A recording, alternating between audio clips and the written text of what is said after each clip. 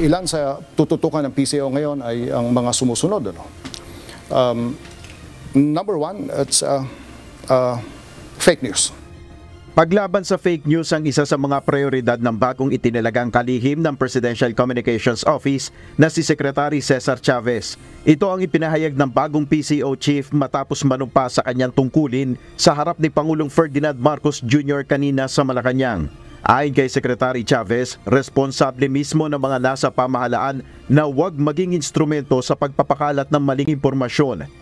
Pag may nakita kami sa tingin namin ay fake na fake, there is a process of checking kung paano makikita kung fake ang balita o hindi.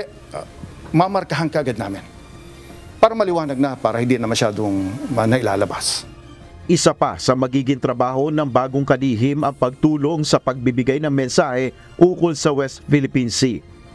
On one side, I'll take an active role on messaging and communicating on our policies related to West Philippine Sea.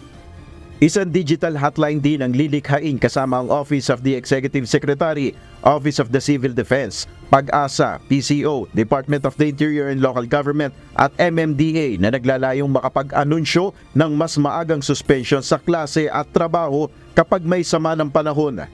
The template is, bago maggabi, kapag alam namin na may problema tayo sa weather system at ang tingin natin ay sa Metro Manila and its environ, gabi pa lang mag-a-announce na ang PCO.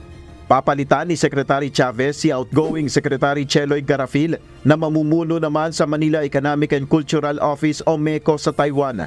Bago maitalaga sa PCO si Secretary Chavez, siya ay naging Deputy Administrator at Undersecretary for Rails ng Department of Transportation sa panahon ni dating Pangulong Duterte hanggang sa Marcos Administration. Nel Maribuho, UNTV News and Rescue. Diyos ang aming sandigan, serbisyo publiko ang aming pinahalagahan.